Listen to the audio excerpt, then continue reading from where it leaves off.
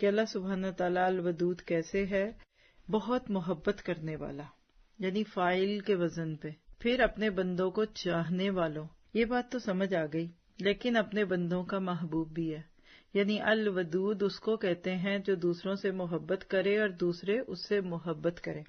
اور یہاں شروع میں ایک جملہ لکھ لیجئے کہ اللہ سبحانہ تعالیٰ کا یہ نام کہ وہ الودود ہے، وہ بندوں سے پیار کرنے والا، ان سے محبت کرنے والا، ان کے دلوں میں دوسروں کے لیے پیار ڈالنے والا، دوسرے اس سے محبت کرنے والے، یہ کرسچینٹی یا عیسائیت کے اس نظریے کا رد ہے جو عام طور پہ پیش کیا جاتا ہے، اور پیش کیا جاتا ہے خواہش پرستوں کی طرف سے،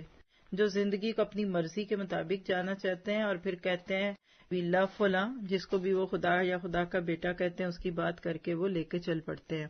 اور ایک جملہ بولا جاتا ہے کہ Muslim's god is not a loving god, ہاں ours god is a loving god, because دیکھو نا وہ ہمارے لیے، ہمارے گناہوں کے لیے سولی پہ چڑھ گئے، اور یہ وہ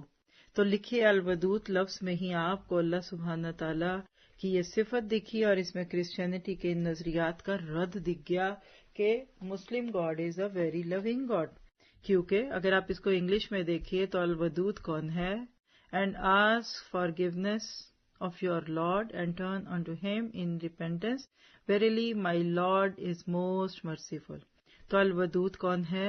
موسٹ لونگ، دا موسٹ لونگ۔ اصطلاحی معنوں میں دیکھیے تو وہ ذات جس کے انعامات کی کثرت کی وجہ سے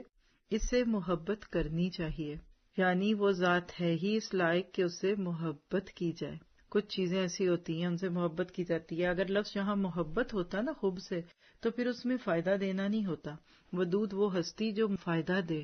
محبت عام لفظ ہے، رومانس، آپ دیکھیے محبت کا لفظ کتنا عام ہے فلموں میں، اور اسی طرح سے ناولز میں، فکشن میں، اور آج تو ویسے ہی ہاتھوں میں دل ہے، لیکن لفظ ودود بڑا پریشیس ورڈ ہے۔ یہ وہ ذات ہوتی ہے جس میں پھر محبت کے ساتھ ساتھ فائدہ بھی ہوتا ہے، یعنی وہ ذات جس سے محبت کی جائے۔ اللهم بلغنا رمضان، اللهم بلغنا رمضان۔